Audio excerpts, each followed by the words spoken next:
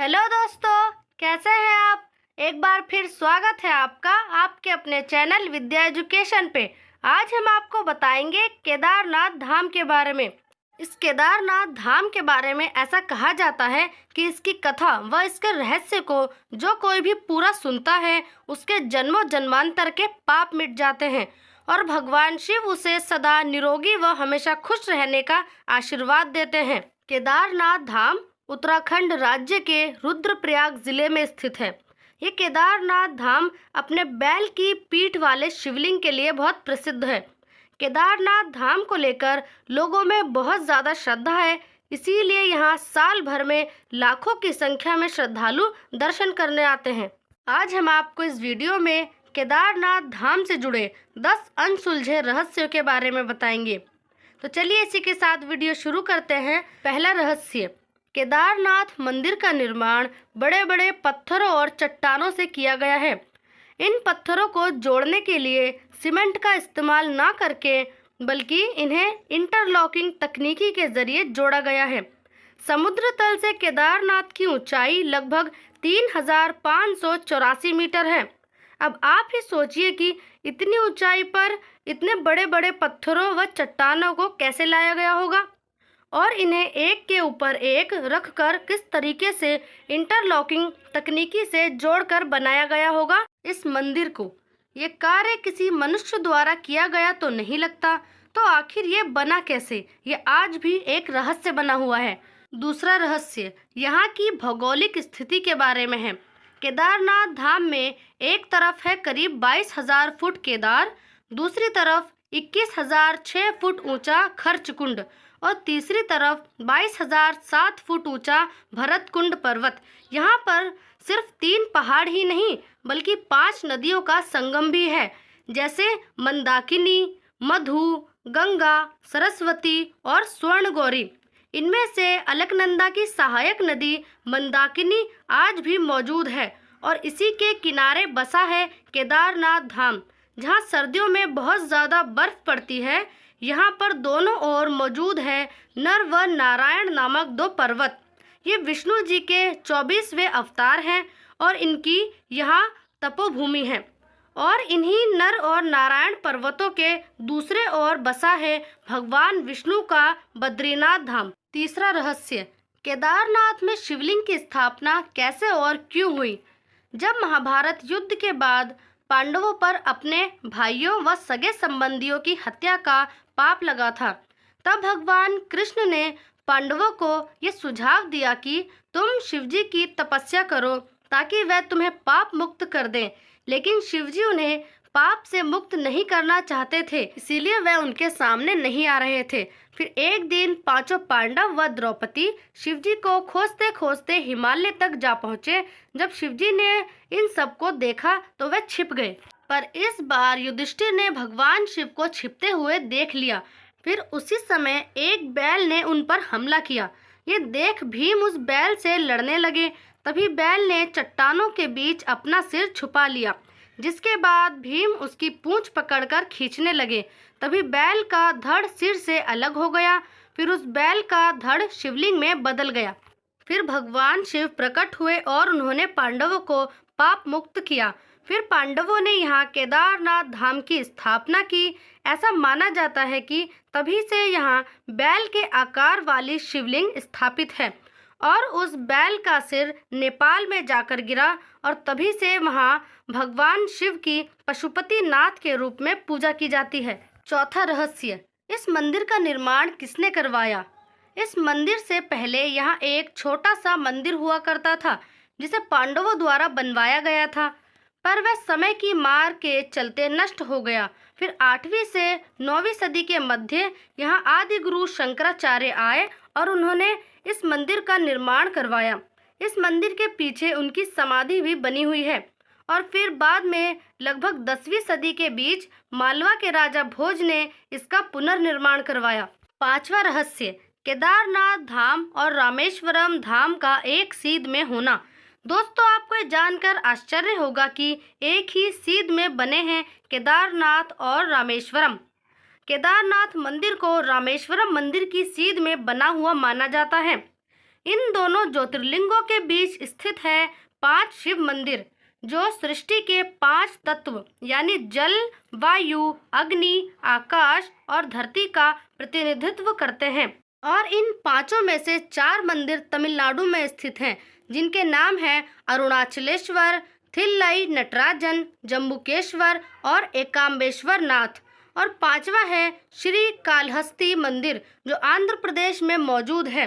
पर आज तक इस रहस्य का पता नहीं चल पाया है कि ये सभी मंदिर एक सीध में क्यों बनाए गए हैं। छठा रहस्य, आखिर 400 वर्षों तक क्यों और कैसे गायब हो गया था केदारनाथ धाम। देहरादून के वाडिया हिमालय भूमि विज्ञान संस्थान के वैज्ञानिक विजय जोशी के अनुसार 3री से 7वीं शताब्दी यानी 400 वर्ष पहले एक छोटा सा हिमयुग आया था, जिससे हिमालय का एक क्षेत्र बर्फ से पूरी तरीके से दब गया था, जिसमें केदारनाथ धाम का क्षेत्र भी शामिल है। वैज्ञानिकों के अनुसार आज भी मंदिर की दीवारों व पत्थरों पर इसके निशान देखे जा सकते हैं।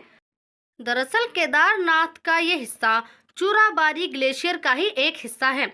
वैज्ञानिकों का ऐसा मानना है कि ग्लेशियरों के लगातार पिघलते रहने से और चट्टानों के खिसकते रहने से भविष्य में भी ऐसी प्राकृतिक आपदा आ सकती है। 7वां रहस्य है केदारनाथ धाम का रहस्यमय दीपक। यहाँ के खराब मौसम के चलते मंदिर के कपाट 6 महीने के लिए बंद कर दिए जाते हैं और 6 महीने बाद खोल दिए जाते हैं। मंदिर बंद करने से पहले पुजारी विग्रह और दंडी को नीचे ले जाते हैं। इसके बाद मंदिर परिसर की साफ सफाई करके वहां एक दीपक जला दिया जाता है। लेकिन इसमें रहस्य की बात तो यह है कि 6 महीने मंदिर बंद रहने के बाद जब इसको दोबारा खोला जाता है, तब भी ये दीपक वैसे ही जलता दिखाई देता है जैसा कि इसे जलाकर छोड़ा गया था। और दीपक के साथ साथ इसमें वैसी ही साफ सफाई मिलती है जैसी कि इसे बंद करते वक्त की गई थी। ऐसा माना जाता है कि 6 महीने तक यहाँ इंसान पूजा करते हैं और 6 महीने बाद जब इसके कपाट बंद हो जाते हैं, तब यहाँ देवी देवता आकर पूजा करते हैं। 8वां रहस्य, आखिर क्यों और कैसे लुप्त हो जाएगा केदारनाथ धाम। ऐसी मान्यता है कि जिस दिन नर और नारायण नामक पर्वत आपस में मिल जाएंगे, तो उस समय केदारनाथ और बद्रीनाथ के मार्ग पूरी तरीके से बंद हो जाएंगे। तब भक्त यहाँ के दर्शन नहीं कर पाएंगे। फिर वर्षों बाद भविष्य केदार और भविष्य बद्रीनाथ धाम प्रकट होंगे। 9वां रहस्य, केदारनाथ में मौजूद भीमशिला का रहस्य। साल 2013 में केदारनाथ में आई भीषण प्रलय के बारे में आप जानते ही होंगे। उस बाढ़ में केदारनाथ धाम के दर्शन करने आए हजारों श्रद्धालुओं की मृत्यु हो गई थी। केदारनाथ में एकदम तबाही का मंजर था। केदारनाथ जाने का मार्ग बंद हो गया था। पर इसमें चौंकाने वाली बात तो यह है कि मुख्य मंदिर को कोई नुकसान नहीं हुआ। इसका कारण बाढ़ के पानी में बहकर आई एक विशाल चट्टान है, जिसे आज हम भीमशिला के नाम से जानते हैं। उस बाढ़ का पानी जब मंदिर की तरफ तेजी से बहता हुआ आ रहा था, तो उस पानी के साथ एक विशालकाय चट्टान भी बहती हुई आ रही थी और ठीक मंदिर के पीछे आकर रुक गई, जिससे बाढ़ का पानी चट्टान से टकराकर 2 भागों में बट गया और मंदिर के दोनों ओर से निकल गया, जिस कारण मंदिर को कोई नुकसान नहीं हुआ। ये एक चमत्कार ही था जिसे पूरी दुनिया ने देखा। 10वां रहस्य, एक रहस्यमय साधु एक भक्त की सच्ची घटना। आज से कई सालों पहले एक व्यक्ति केदारनाथ धाम के दर्शन करने उस वक्त आया जब केदारनाथ को 6 महीने के लिए बंद किया जा रहा था।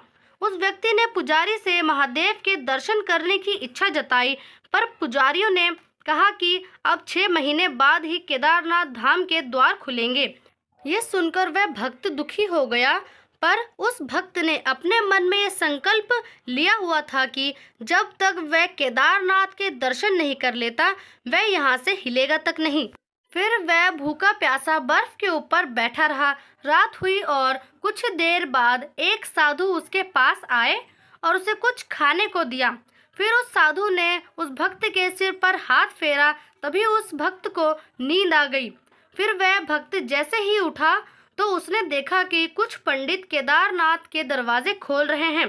ये देखकर वह मंदिर की तरफ भागा और पंडितों से बोला कि आपने तो बोला था कि अब मंदिर के कपाट 6 महीने बाद ही खुलेंगे, लेकिन आप तो इसे 1 दिन बाद ही दोबारा खोल रहे हैं।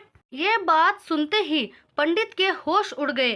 फिर पंडित ने उसे गौर से देखा और कहा, तुम तो वही भक्त हो ना जो 6 महीने पहले आए थे और दर्शन करना चाहते थे। उस भक्त ने कहा कि हाँ, मैं वही हूँ, पर आपने तो कल ही मंदिर के कपाट बंद किए थे, फिर 6 महीने की बात आप क्यों कर रहे थे? फिर उन पंडित ने उस व्यक्ति से पूछा कि मंदिर के कपाट बंद होने के बाद तुम्हारे साथ क्या हुआ था? तब उस भक्त ने पूरी घटना उन पंडित को बताई। पंडित ने ये बात सुनते ही उस भक्त के चरणों में गिर गए और कहा कि आप जैसे शिव भक्त को मैं समझ नहीं पाया। भगवान शिव ने समय चक्र को आपके लिए पल भर में 6 महीने आगे कर दिया ताकि आपको कोई तकलीफ ना हो। ये बिल्कुल सच्ची घटना है। तो दोस्तों, ये थे केदारनाथ धाम के 10 रहस्य। तो आपको ये वीडियो कैसी लगी कमेंट करके ज़रूर बताएं और ऐसी ही वीडियो देखने के लिए हमारे चैनल को लाइक, शेयर एंड सब्सक्राइब करें और तब तक के लिए पढ़ते रहिए, खुश रहिए।